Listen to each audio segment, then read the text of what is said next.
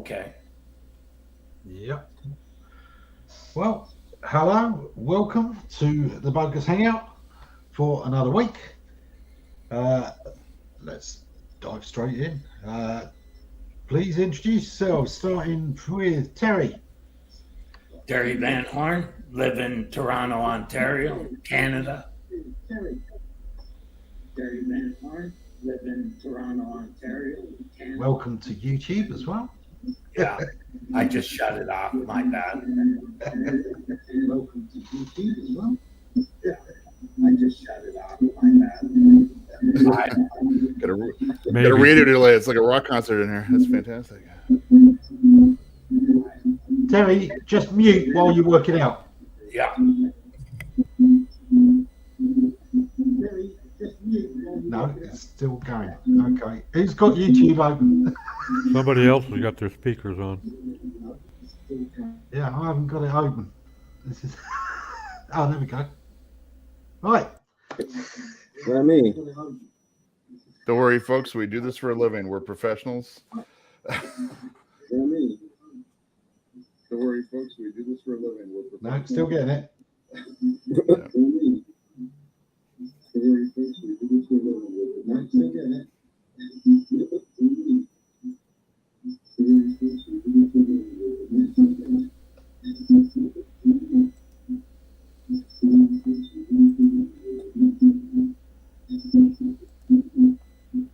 That didn't do any good.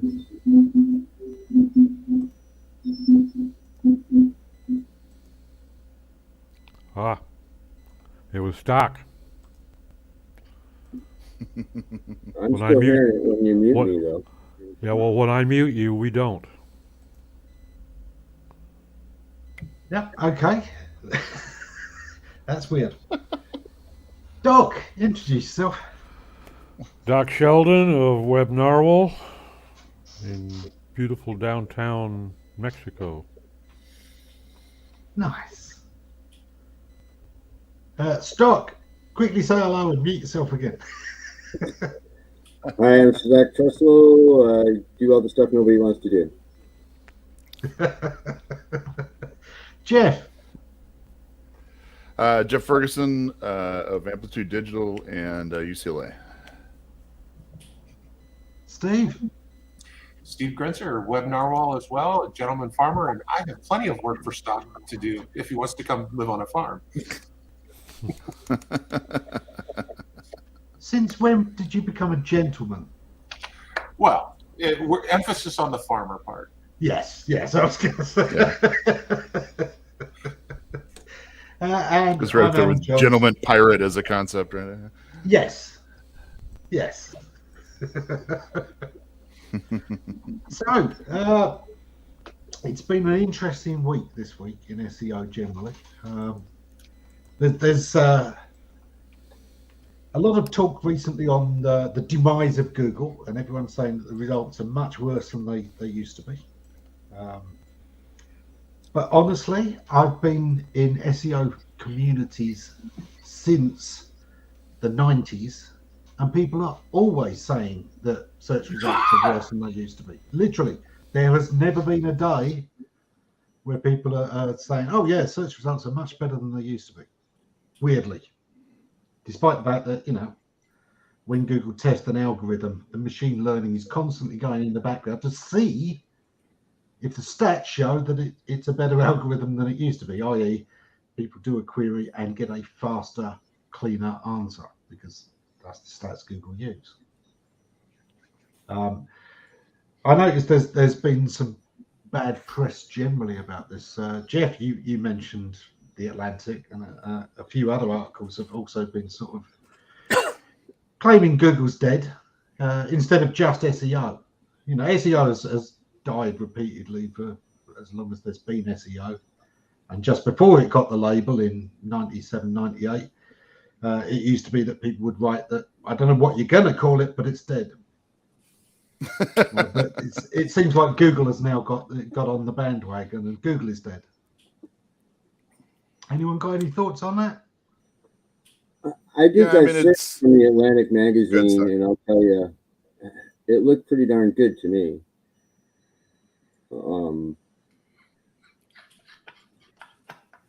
I mean, here's the search he said he put in there, and there's the answer. Yeah.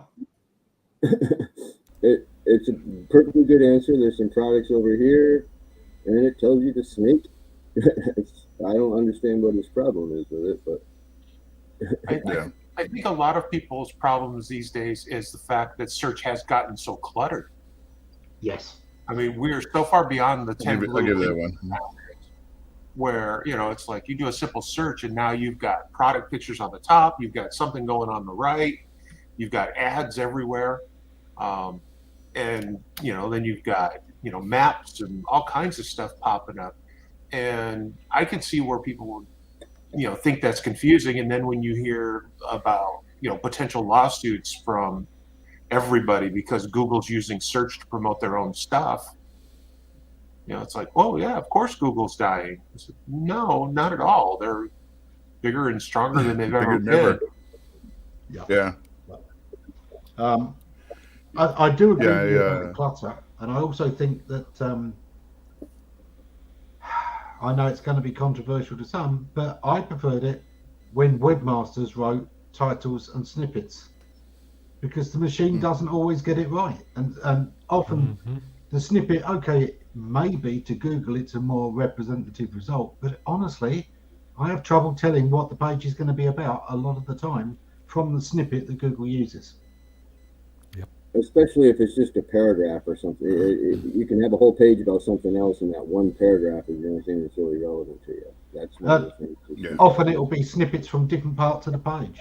If they're words that don't go together that often, and it can't find them slap bang next to each other, you've got fragments of two different sentences. Yeah. I think that's the ranking, though, when you see that. But I think that what you're describing is a more systemic issue with Google in general across all of their services. Looking at Google Ads, for example, they're pushing hard to move everybody back to broad match. Yep. And when you look at what they're serving up for phrase match, like I had to do this morning with a client, and you look at what they're serving the clicks for versus what you asked for, these can be wildly unrelated things. Well, even their exact match is almost abroad. Yeah. Yeah, it's a squishy phrase for sure. But yeah, actually, I think the way they're going with that on Google Ads is the Performance Max campaign type that is getting more and more popular is really where it's at. That I think the ultimate end game for that is that black box approach, which is like just don't ask any questions and give us the assets and. Damn it, if it doesn't work like a charm, like we've got a couple of clients that we're using it on, and you'd almost feel guilty about it because it's not all the work that you're used to doing on this thing, but it's it doesn't always work, and it definitely needs all the assets to work properly. But it's I was talking to a potential client this morning about that, and he was asking me, he goes, "Are you old school? Do you have to get your hands dirty? Do you like this kind of stuff, or you let the robots do all the work?" And I'm going, depends on who's doing the best results. It's like I'm not going to basically give you crappy results because I'm old school. But back on the subject as far as the results in general and things go. It's funny that whole trend started back with a blogger. Technology blogger, whatever it is, that did it, originally quoted that idea of like, hey, look, if I'm looking for reviews or anything, I can't find anything unless I add Reddit to it, whatever it is. And I think that really just started this whole trend of people basically saying, hey, look, Google doesn't work the way I want it, so therefore Google doesn't work. Right. And it's caused like a real mess as far as people going like, well, then Google just doesn't work because this guy who has got a nice following or so whatever it is can do it.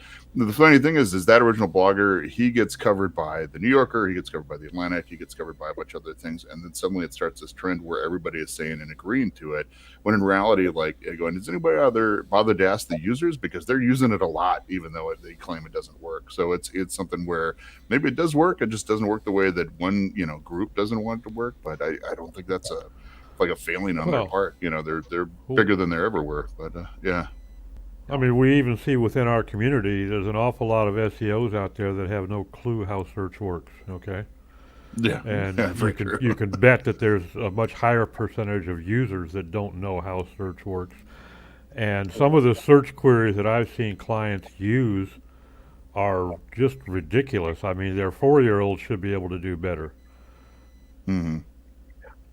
Was Bill used to say you got a lot of SEOs that are just longing for the days when it was just the 10 blue links, and I know he and I used to talk about that a lot, where it's like they have no patience for what it's evolved into, what it's become on that kind of front, and because of that, they're going to just badmouth it and say it's dead. They'll say SEO's dead. They say Google's dead.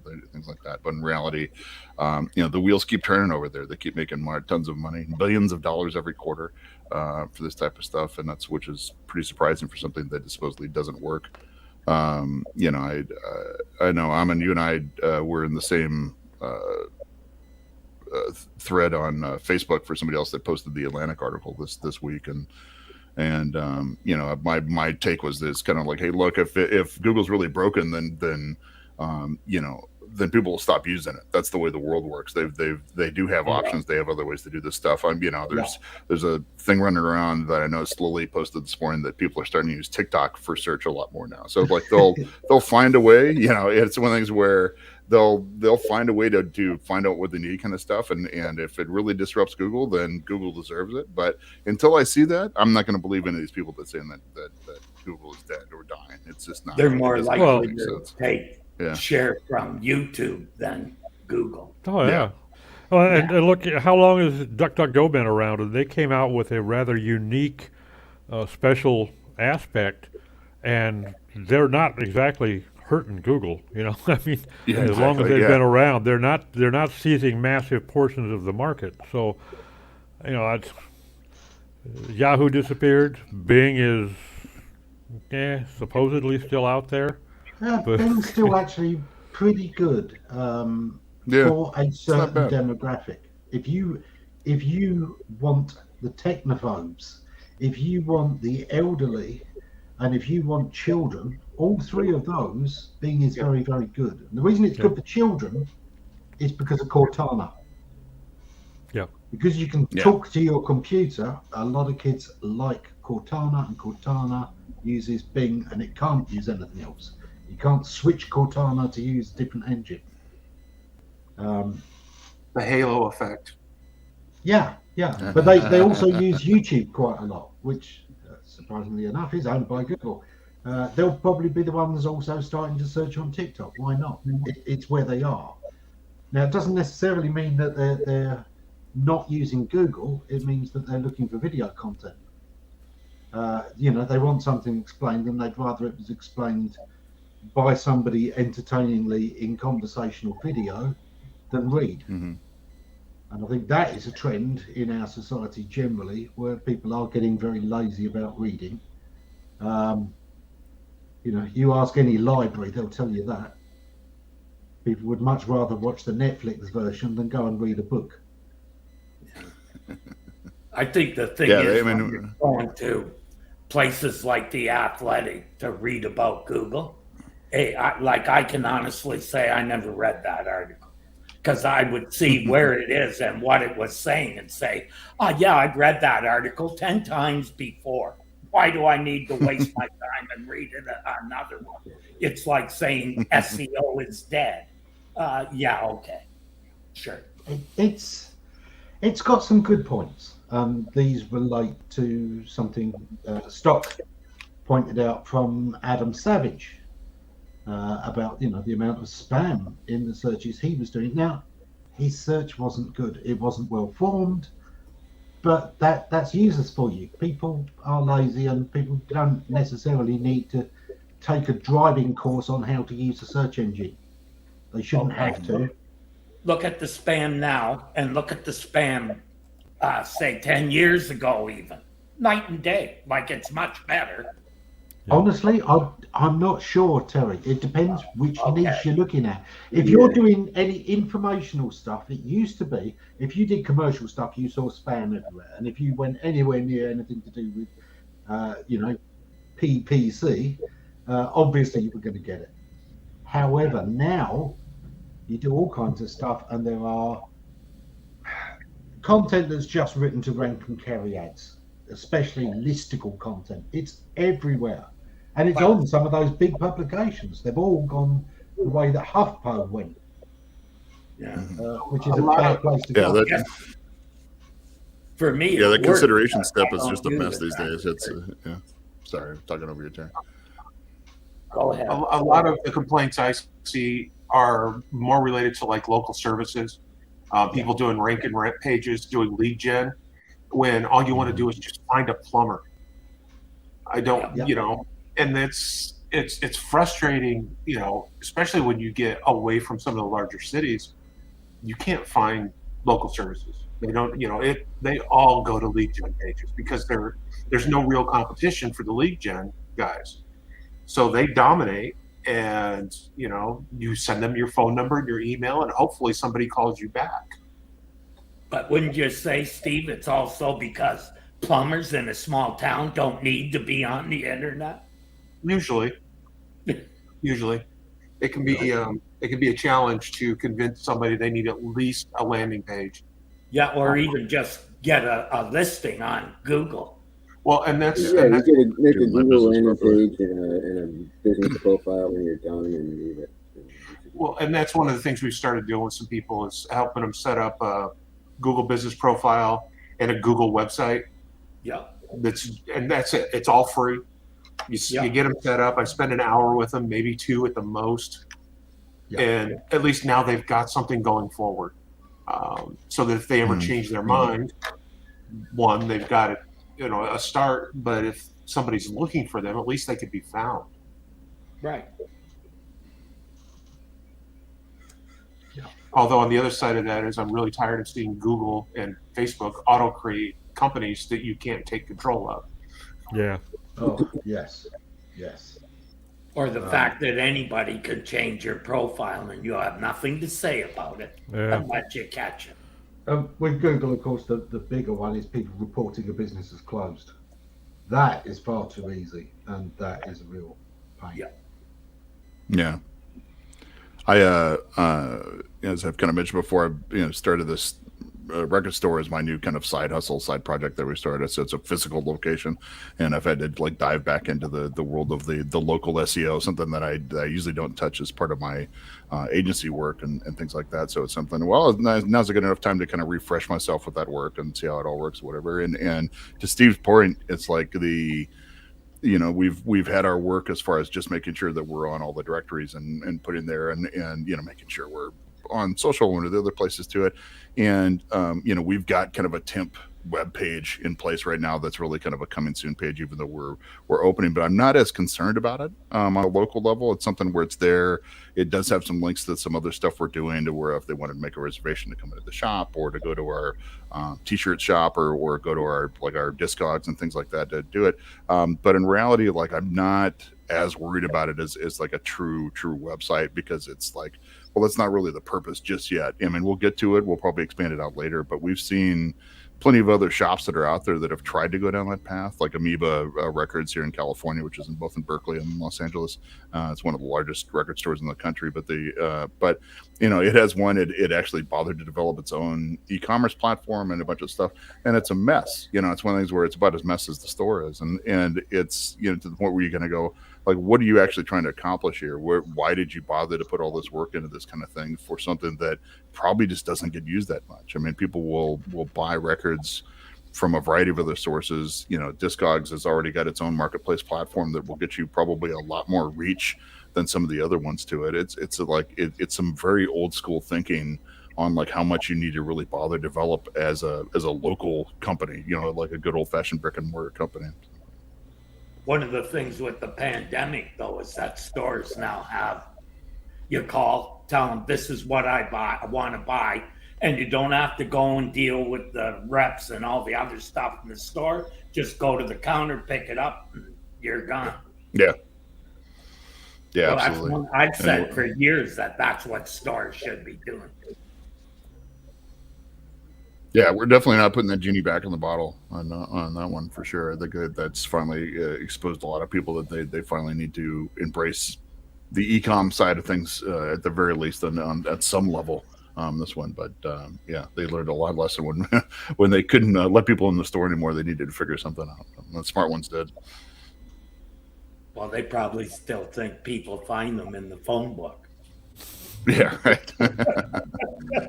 I know one of the cooler things that happened during the pandemic, and this is another record store, but it's out here in Los Angeles called the Record Parlor, and they actually started doing this. They got really creative. Not only did they really lean into social and how you can do this stuff, they actually signed up for Postmates. So they put their catalog up on Postmates, so you could actually like buy records through Postmates and have these things delivered.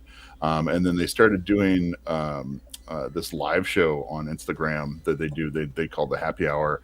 And they were doing it from inside of the store with mask on and the whole thing to it. And their DJ would actually like play some different records from the store that they were featuring, and people could bid on them. And it was just a vocal bid, but it just all they had to do is basically said, yeah, I want that one, I'll take it, whatever it is. And the first one to ask for it got it, and then they'd settle up later, through DMs and things like that. But I thought it was just a brilliant way to handle a really weird problem. And meanwhile, you saw other shops that just kind of said, well, I guess we're just going to die off because of this stuff. So you have to give them credit. It's like anything, you just have to learn to adapt. But we have a local record store that has done pretty much the same thing.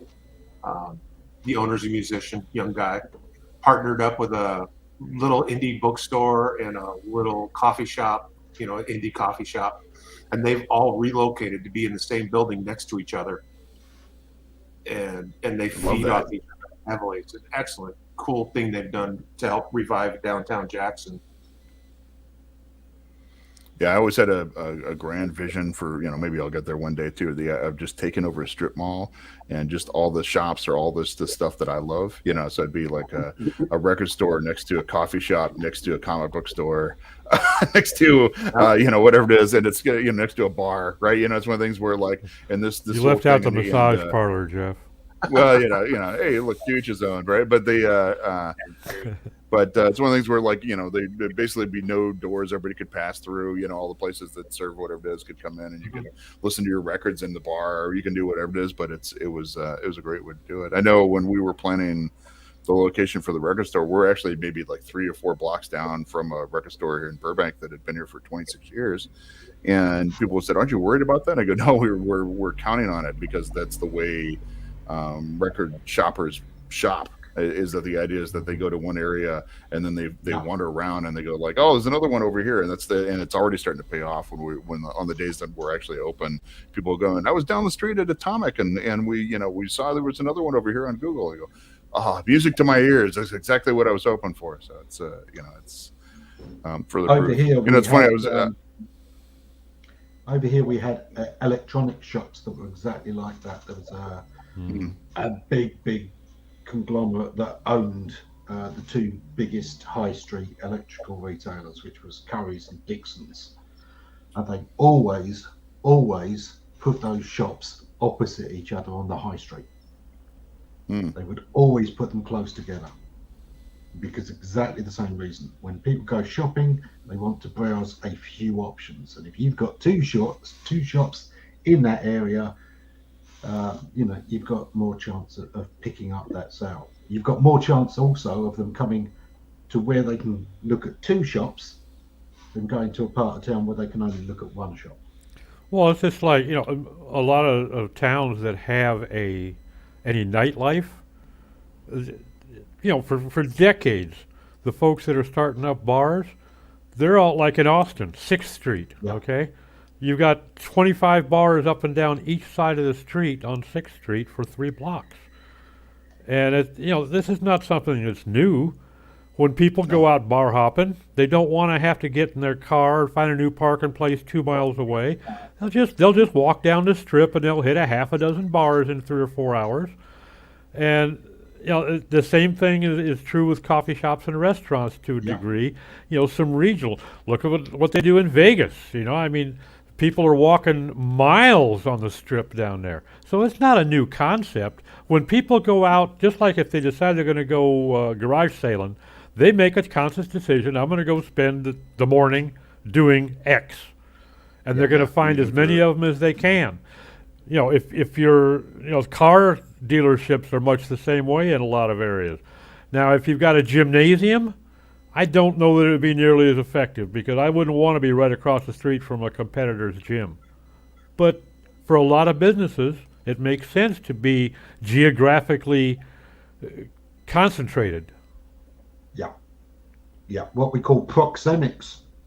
Yeah. And definitely something that I would recommend anyone interested in SEO study generally is at least the general idea of proxemics, because the web uses the same thing.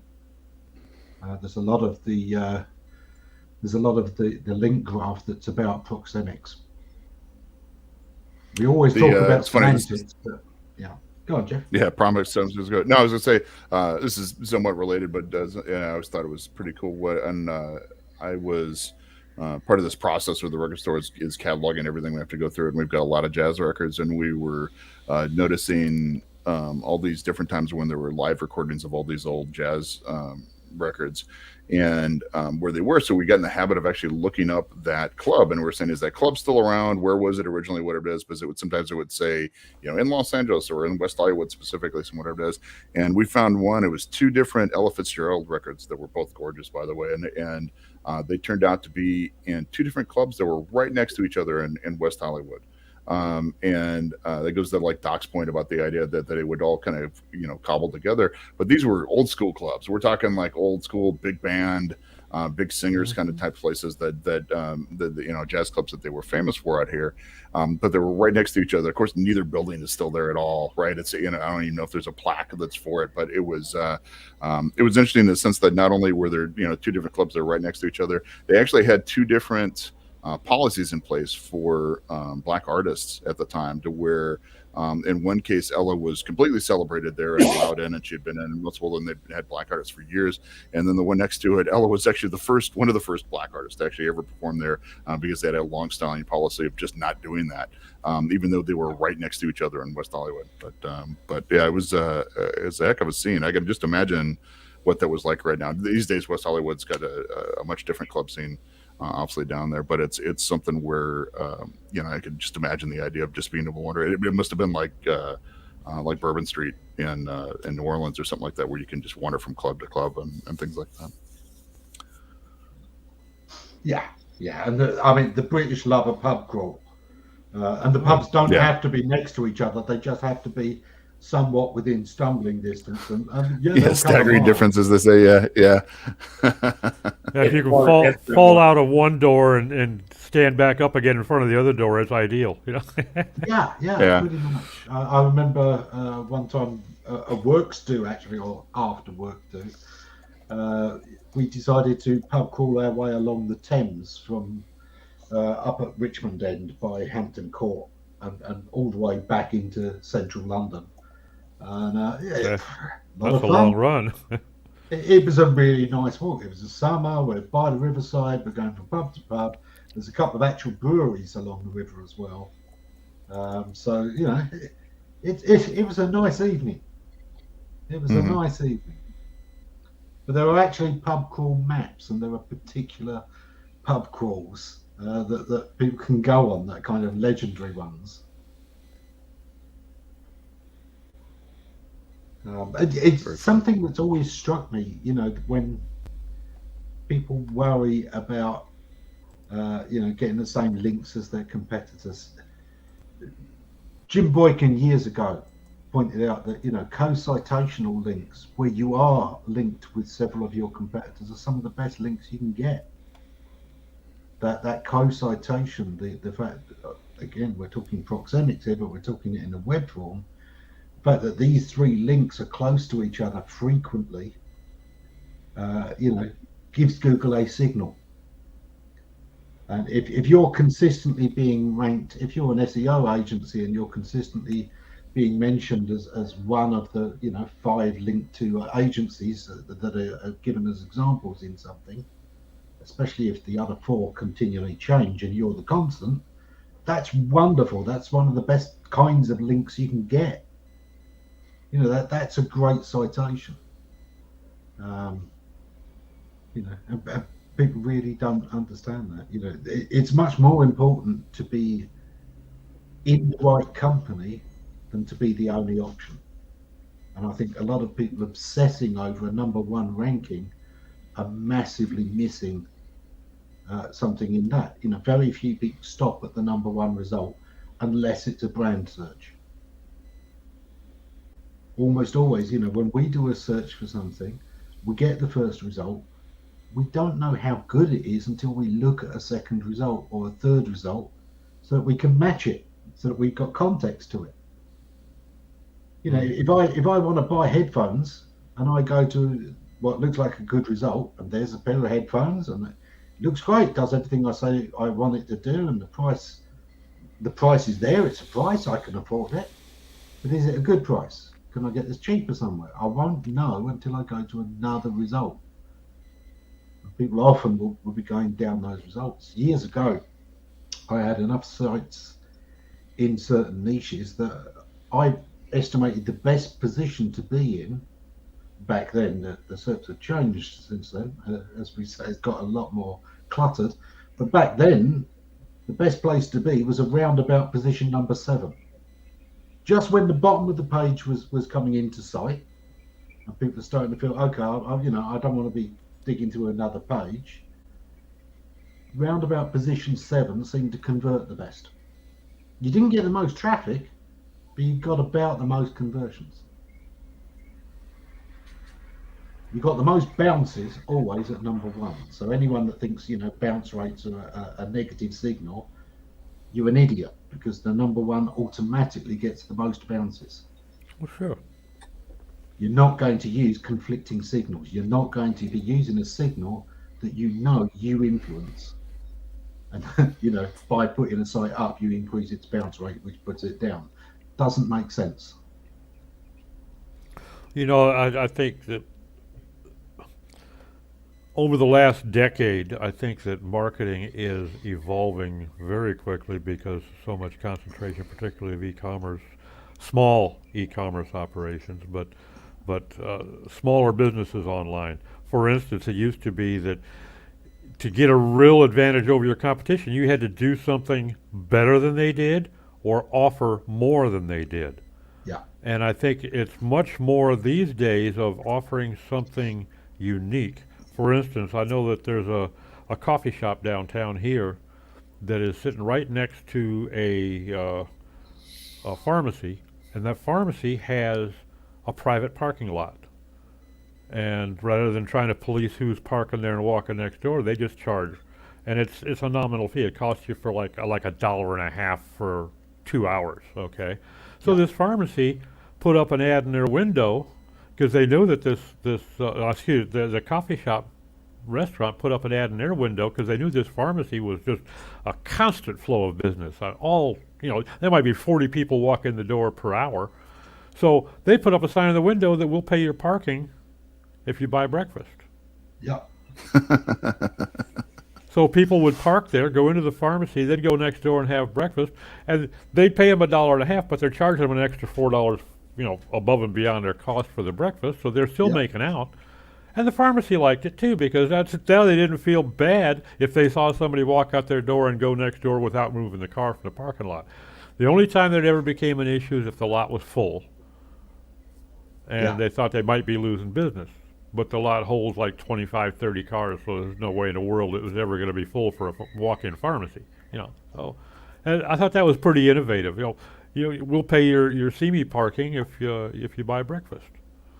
That's pretty cool. These folks probably know each other, they're neighbors, but totally non-competitive niches. Yet there was something unique that they could do to draw in more business, and it worked. Creative solutions for little problems. It's always been the way. Yeah. Admittedly, my favourite thing is a little bit more exploitative than that, but the best piece of marketing I ever saw was an Australian pizza company that used the yellow pages and told everyone that you get a discount of buy one get one free if you bring this page with you to get your pizza. Basically, they used the page as if it was a token to get a free pizza. Okay, so people were ripping out the page with all the other pizza companies on it. Competitors, What do you yeah, always that's get? fantastic. When you get Love your it. pizza, what do That's they always brilliant. give you with it? The That's menu brilliant. with their number on it. Yeah. Yeah, you just Soon as yours never is remembered it otherwise. So now you've We love only it. got the number of one pizza company. We knocked That 9 is competitors out of brilliant. the yellow pages. Yeah. That's brilliant. I love it. I think I've that done- is one of the best pieces of marketing ever. And I've seen similar things that were a little bit subtle. There was a grocery store that used to do very well for some things, but then people would go elsewhere. And they found out if they were the last stock people shopped at, they made bigger sales. But if people were going on to the bigger supermarket, the cheaper supermarket, they made less sales. So they did a free ice cream giveaway in the summer. That ice cream is going to melt unless you go home straight away afterwards. So because this was now the last stop, it meant people bought those things that they might have otherwise gone on to the other grocery and got a little bit cheaper. Now they had a reason. Now let's just grab this here. It's only a couple of it's only cents more. It's only $1 more on my shop in total, but I don't want this ice cream to melt. Worked wonders for them. They made more money than they'd already worked out how to give away the ice cream for next to nothing anyway. But that kind of thinking outside of the box is absolutely essential in business. And honestly, SEOs need to be thinking like this too. We talked about it before, that line between the real world and digital marketing is blurring quite a bit. Yeah. Oh, yeah. Absolutely. Well, it has been for years, yeah. The common factor is you're selling to people, and people think a certain way, and the psychology of marketing that's in both of those things is what needs to be in your SEO too. If you are not using buyer psychology, if you're not outsmarting the situation and basically hacking the people, you're missing a big trick. If you've got a really competitive SERP, there's a lot of time you can waste trying to get to number one on that SERP the traditional way by just focusing on that SERP. What you can do instead is think of the searches that people do before they do that search. An example of that years ago, back when pay-per-click didn't have to be quite what it is today, what we did was I had a mortgage company, and there's a particular area of London where they really wanted to be focused. The house prices are all about the £10 million up area. So obviously very, very lucrative house prices. Basically everything in certain postcodes was going to be incredibly profitable. The lowest house price in that postcode was around about 4 or 5 million pounds, back when 5 million was a lot of money. What we did was we actually jumped into the property searches. So when people are looking at the properties in the area, there was our pay-per-click ad at the top, because we bid ridiculous amounts and we had to fake the clicks to it. Nobody was clicking it. Nobody was looking for a mortgage at this point. We made very clear in this ad that it was a mortgage, that this company specialised in mortgages in this area. But what it meant was, after they'd done their dozens and dozens of searches over time looking for the perfect property in this place, they felt like they'd seen our brand everywhere. It seemed to them that this must be a fantastic mortgage company because I've seen this everywhere. They don't remember it's the same searches again and again. They don't remember that you're only seeing it as an ad. What they remember is, I've heard of this company, they're everywhere. I've heard multiple mentions of them. They must be good. So when they did a mortgage search, sometimes they'd go straight to looking for our brand in the first place, and we got the brand search. But what it also meant is, if we were anywhere on page one, we didn't need to be the #1 result. If we were anywhere on page 1, we were getting the first click because we were the company they'd heard of and thought was great. You're hacking the users, and that kind of thing needs to be in every SEO's mentality somewhere. Well, totally. It's funny.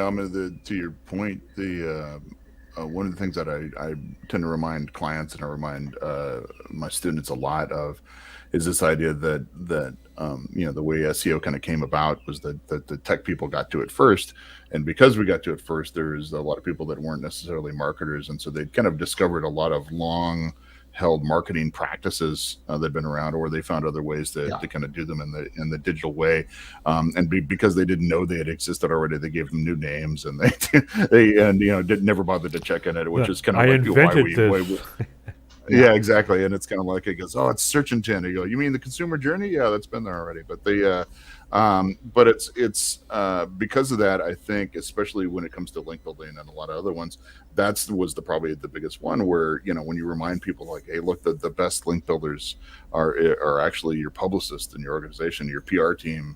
Are the ones that get you the juiciest links, and they get you all this kind of stuff to it, and everything else that the SEOs tend to get on are the ones that keep getting them in trouble, and or end up very hacky, or the kind of stuff that gets erased after a while in that way. And it's to kind of what you were saying, it's almost like you just need to remind everybody to say, hey, look, you should be doing this anyway. There's a bunch of stuff that you should be doing. This is classic marketing practices that any business should be doing, and they happen to help SEO as well. And they're the cleaner versions of the stuff to it. They may not sound so hackerish in the way that they execute or whatever it is, and your bigger SEO courses aren't going to like push them forward because they don't sound like some type of cheat or a secret code or anything along those lines. But in reality, like, they still work, and now they work for even more things than they ever have before.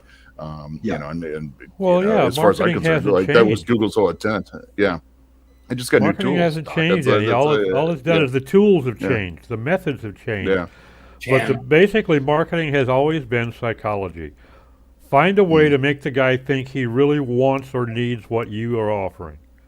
Yeah, and we've been doing that for centuries. Okay. Yeah. We're getting a little better at some of it, and we're getting a little bit sloppier at some of it, and some of it has evolved. The tools have changed now that we're working so much online, but it's still just plain Jane marketing. And of the two, wants and needs, always go for wants. You will buy things that you want but don't need, but you'll almost never buy anything that you need but don't want. Yep. And go to any kitchen and you'll find all those gadgets that prove that people will buy the most ridiculous things that they've got no use for because it looked cool. And my kitchen is no exception. We've all got those little gadgets. Yeah, I work in marketing. I'm the biggest sucker for that kind of stuff. So it's like I'm self-aware that this is happening, that I've been marketed to, and I still do it. Yeah. I love a great commercial. And it drives my wife crazy because she hates commercials of all shapes and sizes. And so when we DVR stuff, she's constantly blasted through the commercials, and that's where I slow down. Yeah. Yeah. Put that on replay. Yeah, I'm just like that, Steve. We've got the few streamers that actually have commercials in it where we use it. Whatever it is, my partner, she instinctively like mutes them, but she just doesn't want to hear it. Whatever it is, I go, "What are you doing? It's homework. Like, I gotta hear this stuff. I gotta know what's going on." Yeah. Might be a client. Leave it alone. With agency SEO, I was always keeping an eye on what ads were going about. If you are an agency SEO and you aren't listening to the radio, watching the TV, and looking at billboards to see who's advertising, what message, who's got budget, and may not have completed the digital part of that, or may be open to a pitch that helps amplify what they're already doing, you're missing a huge trick. Know who's spending and what on. Know when somebody's doing a rebrand, because that's the perfect time to pitch them how you can help with that. If you know how to help with that. If you don't, then stay away. Stick to your hello dear emails. You Emmett, to your earlier point about repetition, of somebody seeing that mortgage ad at the top of the listings pages. Yeah. I think the most successful advertising campaign I've ever seen in my life was in the U.S. They haven't been around for decades. Burma Shave. Everybody broke their necks to read all of their ads. Uh-huh. And even though they've been gone since probably the late 50s, early 60s, anybody of our age knows who the hell they are and what they sold. They were still on the highway going up to Maine as late as like 1972. Oh, really? And now I don't know if the company still existed, but they left the signs up there when you were driving. I remember going up to Maine, and there was classic. Somebody deserved, some major kudos for that one because I think it was the most effective advertising technique I've ever seen. Yeah, it was like a little funny poem that came out over 4 or 5 different signs, and you'd read like one line, and then you'd go a quarter mile and get the next line, and so you'd have to pay attention for a minute and a half to get your whole punchline. Did they have those in Canada, Terry? Burma Shave ads? What was that? Burma? Burma Shave, did they have them in Canada? No. Not that I know of. Okay. No. Canadians don't shave their Burmas. If you could find a 70-mile stretch of no man's land anywhere across the go in the U.S., and in those days there was plenty of them, you would find a half a dozen of those ad strips that Stock was describing, where it might take you 2.5 miles to get the whole jingle, but it would stick in your head, and the brand stuck in your mind. You're thinking about it continually for that time. You're looking for the next sign, and each one has one line, and it just says Burma Shave on the bottom, and you just keep going. Yeah. And so you're thinking about them for 2-3 minutes, however long it takes you to drive to see all 4 or 5 signs. Some of them would even broadcast. Some of them actually had short range radio transmitters built into it, so you'd actually take over your radio as you drove past them and get the ever so catchy Burma Shave jingle that would come through. But yeah, it was fantastic. It's funny. It's another point. We're getting to the last 15 minutes, so we'll start to think about rounding up for this week. Terry, did you have anything newsworthy that you wanted to bring up this week? It's okay if not. Newsworthy? No, not really. I'm just working away, doing whatever. Yeah. I mean, there were a few things around, but obviously the big one that stuck out for me was Bill's obituary from his family being posted. I chickened out last week. Last week we were going to talk about Bill, and honestly, I still find that hard. I miss him incredibly much, and I'm sure every single one of you does too. I'd be amazed if anyone in the industry isn't already missing Bill. We keep this hangout going because we absolutely know how much he loved doing these. And when I first came up with this concept, I wouldn't have come up with this concept for anyone except Bill, because frankly nobody but Bill would have gone along with me. They'd have thought I was nuts. We've been doing a hangout for a year for Isuzu. And Bill said he was going to miss them as we got to the end of that. And I said, well, let's carry on doing the hangouts. But neither of us really have time to be chasing up guests or doing anything like researching topics and finding the right guests for the topic or finding the right topic for each guest. So we'll meet up, we'll throw out a link, and whoever jumps in, that's our guest. And whatever we end up talking about, that's our topic. And he went, sounds great. Bill, it was just, that sounds like fun. When to anybody else, that would sound like a nightmare. Are we, is it going to be just us two? I mean, there were weeks where things went wrong and I found it was just me there for 5-10 minutes waiting for everybody. But most of the time it worked. It always struck me as being a bit like, when we were at conferences and events, the best bit of those is the little talks over dinners and over drinks and in the little quiet spots outside of the venue, outside of the talks, outside of the hubbub of the event. It's the little one-to-one conversations or small groups that are the best. And the Bogus Hangout has always been like being able to be a fly on the wall of those. And, let's face it, just being able to sit next to a conversation that Bill was happening was always going to be good. It was always going to be good. And I knew if nothing else, Bill and I would always find something to talk about because the guy was incredibly well read. He had more interest than you could believe. We both liked a lot of the same fiction. We both had a very similar passion for history. When you meet a guy who's named himself Braggadocio, he's studied culture a little bit. I miss him incredibly, and it's an honour to keep these going in his name. I do still very much feel that he's with us because his spirit is with us in these. This is very much the kind of thing that Bill loved and we love to keep doing. But yeah, it was good to see the obituary by the family. We, of course, our thoughts for the family are pretty much constant. Our thoughts for Bill are pretty much constant. Long may this continue in his name.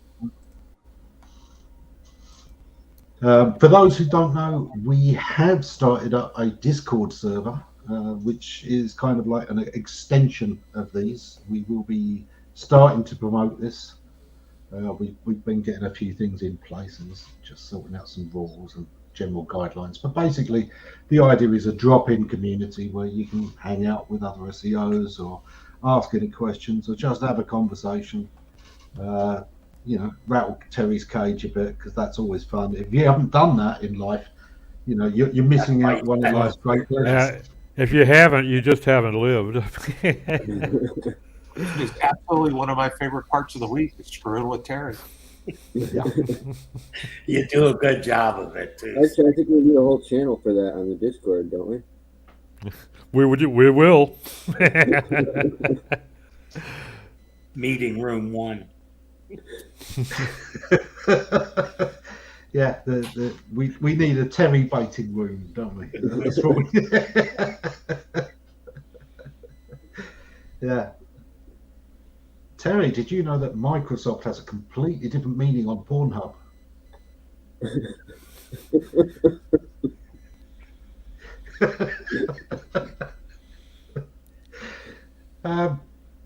So I'll tell you what, let's round out with each of you. What have you spent this last week doing? What are you up to in the next week? Terry? This week I'm hoping to get the plugin that allows me to test my theme to go on WordPress. Nice. So I can distribute it. Cool. That'll be good. Hopefully. Yeah. If it's not, I wasted a year and a half. Yeah, but the government are paying you not to do anything anyway. Yeah, that's true.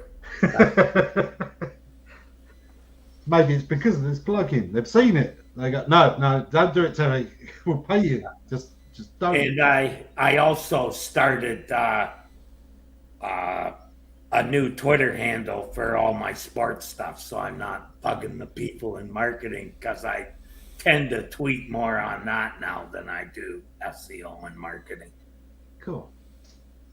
It's always important to have other interests, definitely. And honestly, with marketing, that's more true than ever because you need a real person's base to understand and communicate with. If you only live and breathe marketing and you only talk to marketing people, all you can sell is to other marketers.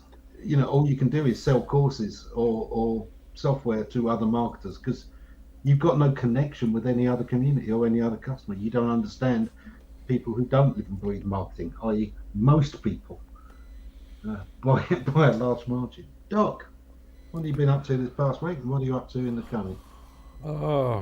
personally, most of my time has been tied up with a new client, doing a lot of content work, rewriting product descriptions and meta descriptions throughout their rather sizable site. And that's going to be some months worth of work.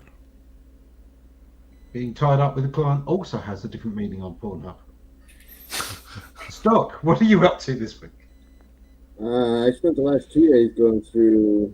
Our agency did a review on one of our larger clients from Marie Hayes Consulting, and I'm going through her report, and there's some friggin' awesome stuff in there, and it's just driving me nuts because there's just so much. It's like, yeah, I've been wanting to do that. Yeah, we should do that. Yep. Or no, I don't agree with that. But it's just I've been going through this 28-page document for the past few days. We're meeting on it tomorrow, so I guess I got to finish up those last 8 pages tonight. Yeah. Clients are kind of our bane and our boon. Honestly, I've always enjoyed teaching clients. So sometimes the clueless clients are actually the best because you've got more of that teaching you can do. The question is whether they are listening. Any client that is listening, no matter where they start from, no matter how basic their understanding, is a joy. Right. The worst I would are the much ones rather who think they know it. I would much rather have a client that knows nothing about SEO than one that you've got to untrain. Yeah. That knows all the wrong things. Well, yeah, and the ones that'll say, I want you to do this, and this. Well, No. 8 of those things you just listed are things that I would never, ever recommend you do. Steve was just dealing with one of those. Goal is, and then we'll work together and figure out how to get there. Don't tell me how to get there now, or you may as well do it yourself. Yeah. And that's something that I think it was Jeff said very early in this hangout. Steve certainly mentioned a similar thing. Know the objective. Don't take your eye off the ball. Don't get caught up in the minutiae of how you think you need to get there. Where do you need to go? Never mind the route you think you need to take or that somebody else told you to take. Where do you need to go? And then work out your best route to get there. I'm always reminded of the Irish truth. Some say it's an Irish joke, but it's not. You ask for directions in Ireland, and almost always you'll get, well, I wouldn't start from here if I were you. Which is wonderful, because they will then tell you how to get to where you should start from, and then the directions from there, which is fantastic. I love that. The mindset there. Yeah, around here, you can't get there from here. Exactly. Jeff, what have you been up to this week? What are you up to in the coming week?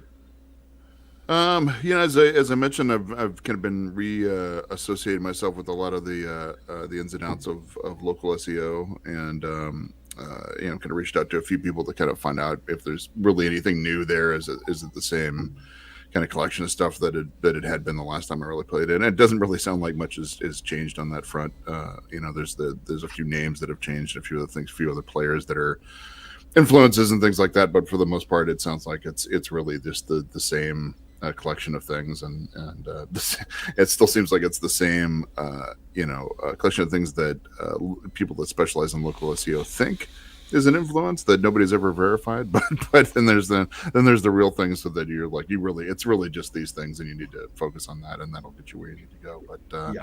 But it is an interesting play, and there's a few things that I just haven't needed to really be associated with it. Again, it's not the SEO that I usually play around with, whatever it is, but I was kind of fascinated by some of the tools that are associated with my point of sale system for the shop.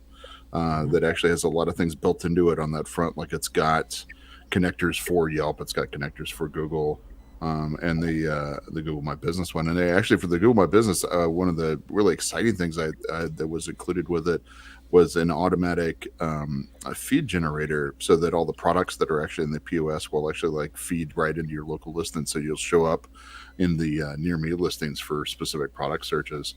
Something that I knew I needed to get into, but like I was going, no, I don't have time to really touch that just yet.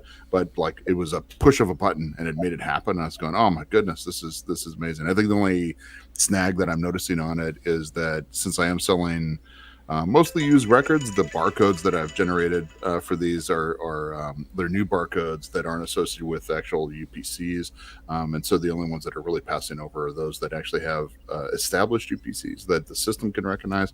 So the collection that appears there is a stunted one compared to like what the reality of the shop. But that's something hopefully I can sort out at some point. But yeah, that's the little point in that one. And then obviously the day to day of running the agency and things like that. We've got some new clients coming on board and that are kind of exciting, but are more in the paid search and paid media side of things. And then next week we've actually got some new SEO clients that are coming on as well that we're particularly excited about. That the good old audit and long term plan kind of scenario, but it's something that I'm still excited about all these years later. So yeah, onboarding is so important. Steve, how about you?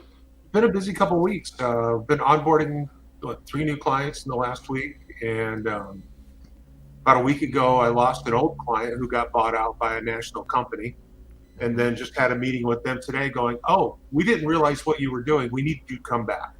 So that's always nice.